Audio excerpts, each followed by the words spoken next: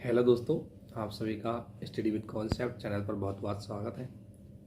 दोस्तों, हमारे इस चैनल के द्वारा स्टेट पीसीएस, यूपीएससी या अदर कंपटीशन एग्जाम के लिए साइंस पढ़ाई जा रही है और उसी साइंस में आपको बायोलॉजी के कुछ पार्ट हैं वो बताए जा रहे हैं और कोशिश की जा रही है कि जो भी टॉपिक आपके साथ डिस्कशन किया जाए उसमें आपको बेस्ट किया जाए, उसमें आपको इतनी चीज़ें बताई जाए कि आप किसी भी एग्ज़ाम में आने वाले क्वेश्चंस को अच्छी तरीके से सॉल्व कर सके।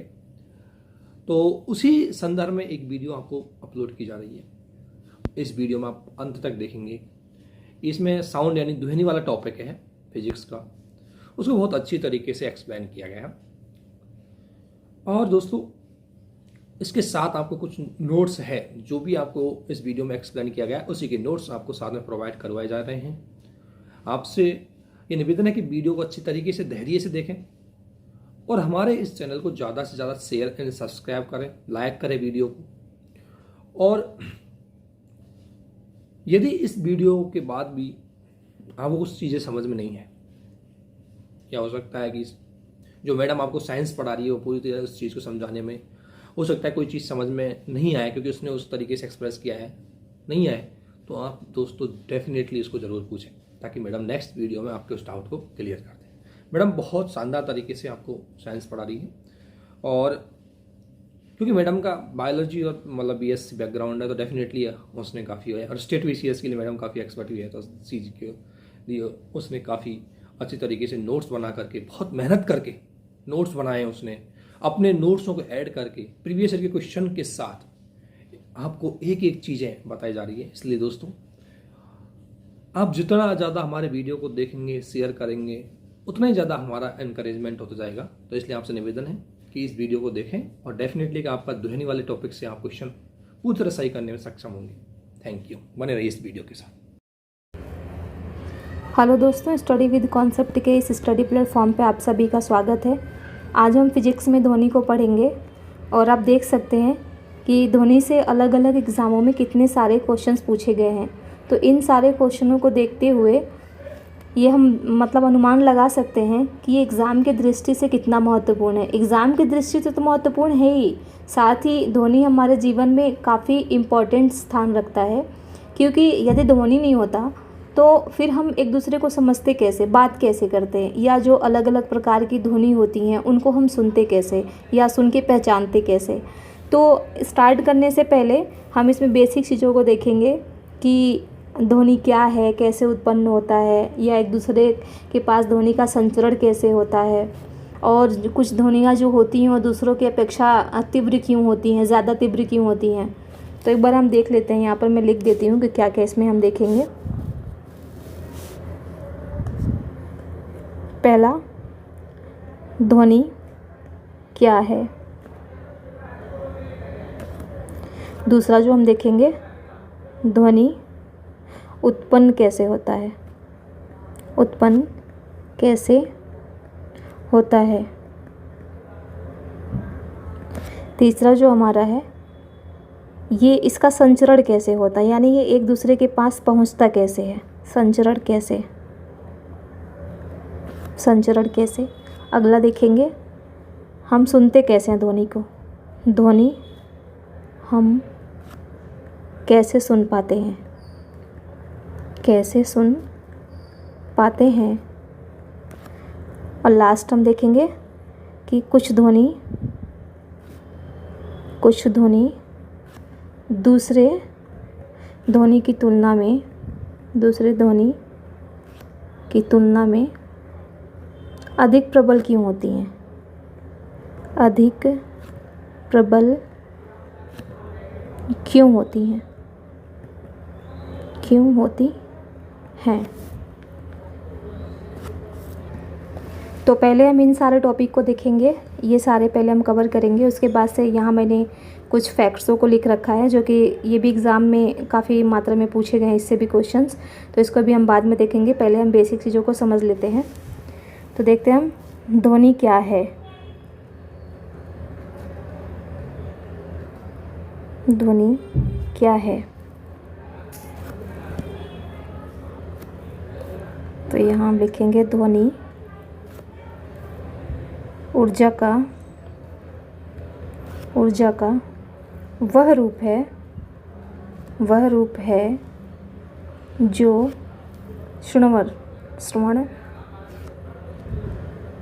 श्रवण की संवेदना पैदा करता है। संवेदना पैदा करता है जिससे कि हम सुन पाते हैं ध्वनि को। अगला हम देखेंगे ध्वनि उत्पन्न कैसे होता है। तो हम देखेंगे ध्वनि उत्पन्न कैसे होता है। उत्पन्न कैसे, तो यहाँ पर हम देखेंगे प्रत्येक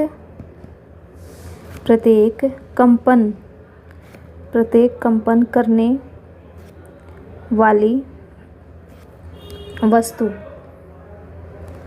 जैसे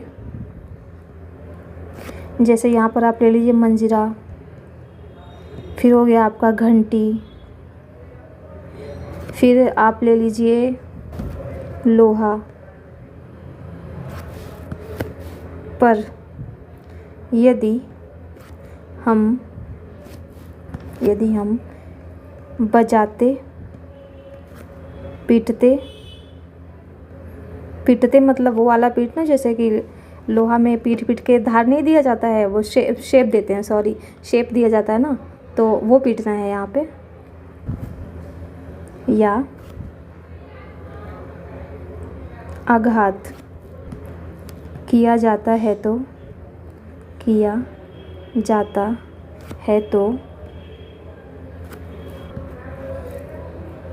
एक कंपन उत्पन्न होता है। एक कंपन उत्पन्न होता है जो ध्वनि उत्पन्न करता है।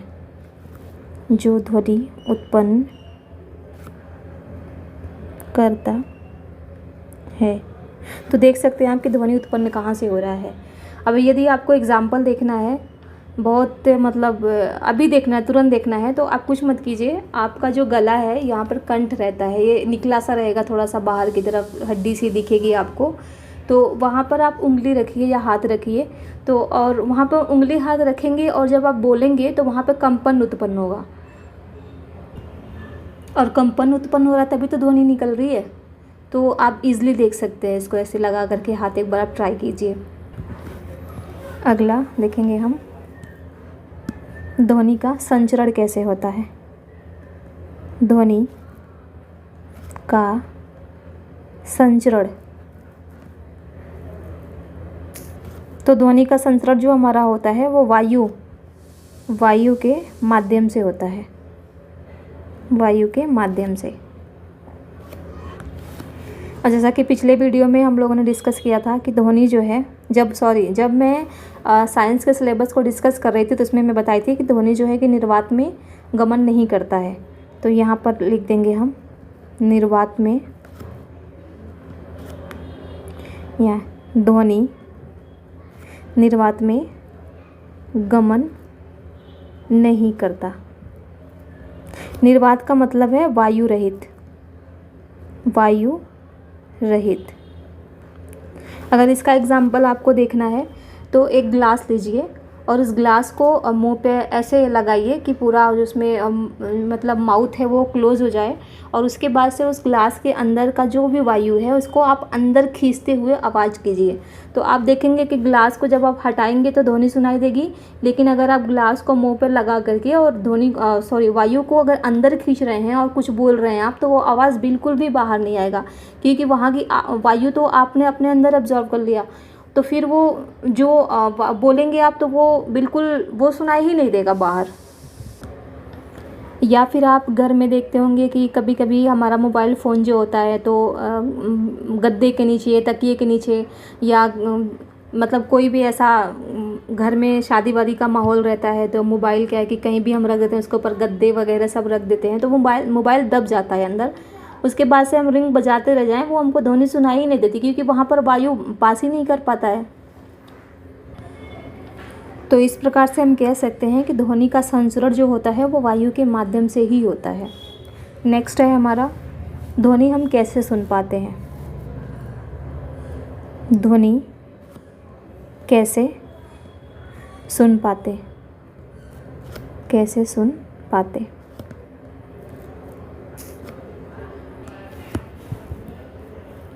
तो सबको पता है कि ध्वनि हम कान के द्वारा सुनते हैं, कान के द्वारा। लेकिन इस कान के द्वारा कैसे सुनते हैं वहाँ पर ये हम देखेंगे। तो जैसे कि ध्वनि है, ध्वनि ये कान में प्रवेश करती है, कान में प्रवेश करती है तो एक नलिका से गुजरती है, एक नलिका से गुजरती है।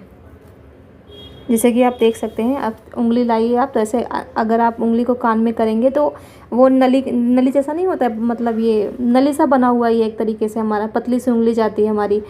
तो ये क्या है कि एक इसी में ये प्रवेश करता है, जैसे ही कान में आता है और कान में आने के बाद से ये नलिका में जाता है, और नलिका में जाने के बाद से कहाँ जाता है, तो ये क्या करता है कि नलिका के सिरे पर ही एक पतली झिल्ली होती है, तो हम लिख देते हैं यहाँ पर गुजरती है, जिसके सिरे पर, यानी यहाँ पर नलिका के सिरे की बात हो रही है, जिसके सिरे पर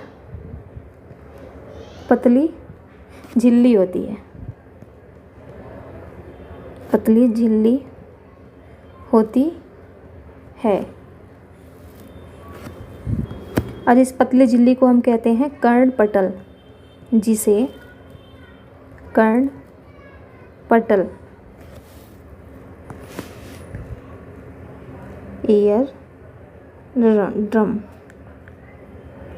ईयर ड्रम, कर्णपटल कहते हैं।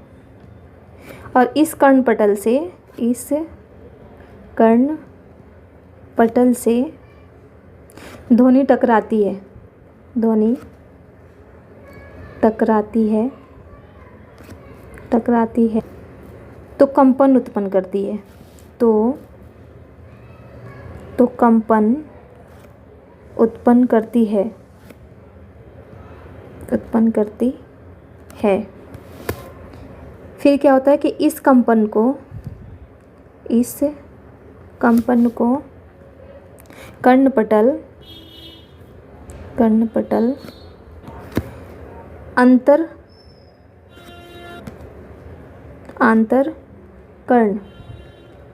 आंतरकर्ण यानी इनर ईयर, आंतरकर्ण तक भेज देता है, तक भेज देता है।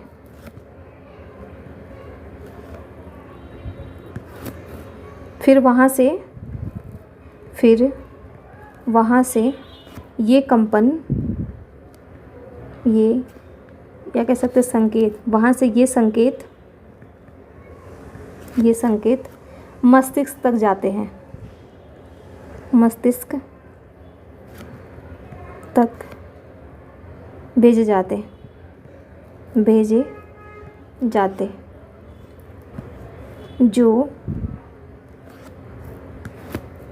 जो हमें ध्वनि को सुनने में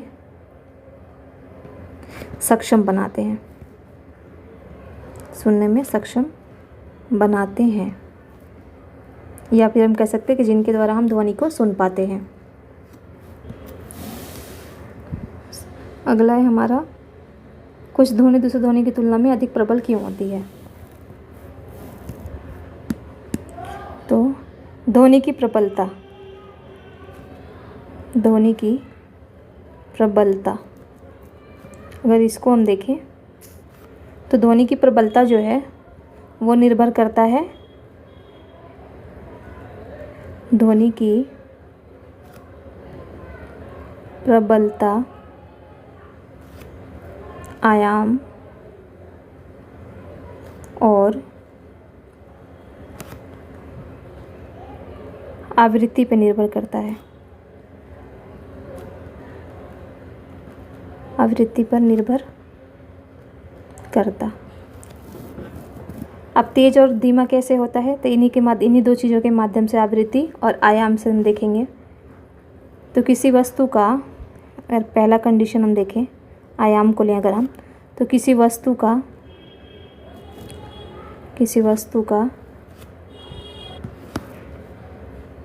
आयाम अधिक होगा तो ध्वनि अधिक प्रबल होगी। ध्वनि अधिक प्रबल होगी। और जब आयाम छोटा तो ध्वनि मंद होगी। आयाम जैसे कि इसकी बात कर रही है, जैसे ये है ये, तो ये देख सकते हैं ये कि ये जितना ही बड़ा होगा आयाम इसका तो ध्वनि उतनी ही तेज़ होगी, और छोटा होगा तो ध्वनि उतनी ही कम होगी। जैसे कि अब ऐसे जा रहा है, तो ये देख सकते हैं कि इसका आयाम कितना छोटा हो रहा है। फिर आवृत्ति को अगर हम देखें इसी प्रकार, तो आवृत्ति क्या करती है, आवृत्ति ध्वनि की तीक्ष्णता यानी बहुत तेज तीक्ष्णता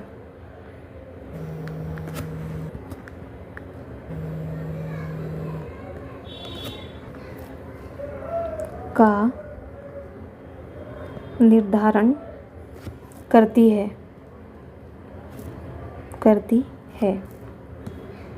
यदि कंपन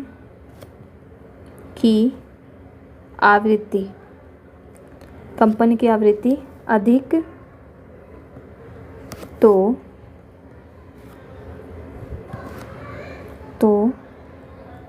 ध्वनि की तीक्ष्णता अधिक होगी। ध्वनि अधिक तीक्ष्ण होगी। ध्वनि अधिक तीक्ष्ण। यदि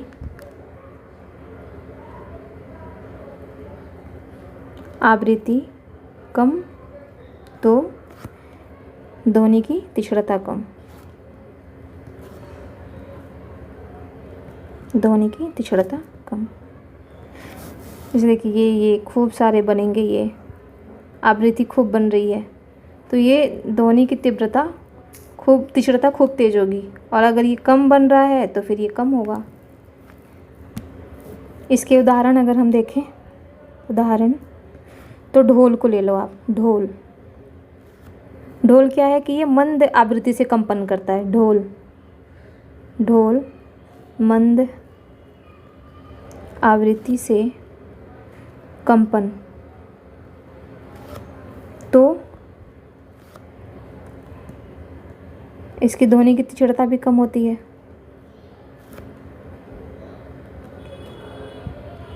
ध्वनि की तीक्ष्णता भी कम होती है। और वहीं अगर आप सीटी की बात करें,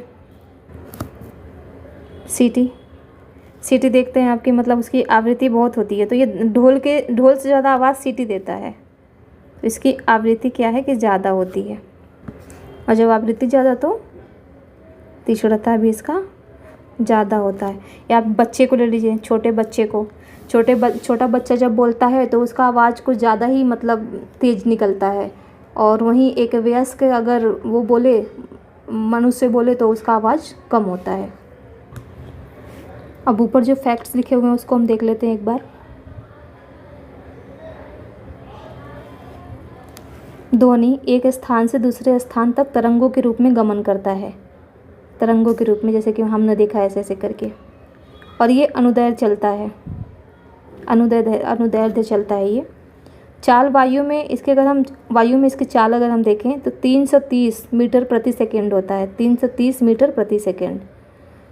संचरण का माध्यम अगर हम देखें तो ये ठोस, द्रव, गैस हो सकता है, लेकिन निर्वात में ये गमन नहीं करता है। इसको हमने अच्छे से नीचे देख लिया। ठोस में इसकी गति सबसे ज़्यादा होता है, द्रव में तीव्र होता है, और गैस में धीमा होता है। ये देखिए यहाँ पर दिया तीव्रतम यानी बहुत तेज। स्टील में लगभग 15 गुना तीव्र गति से गमन, यानी देख सकते हैं कि स्टील में कितना ज़्यादा ये तीव्र गति से गमन कर रहा है। ध्वनि की चाल तापमान पर निर्भर करती है। ये क्वेश्चन पूछा हुआ है, तापमान पर निर्भर करती है और तापमान जितना ही बढ़ेगा उसके चाल में उतना ही ज़्यादा बढ़ोतरी होगा। वायु में ध्वनि की चाल ठंडे दिनों की अपेक्षा गर्म दिनों में अधिक तेज होता है। ध्वनि की चाल आर्द्रता पर भी निर्भर करता है। आर्द्रता जितना अधिक होगा ध्वनि की चाल उतना ही अधिक होगा। फिर है श्रव्य तरंगे।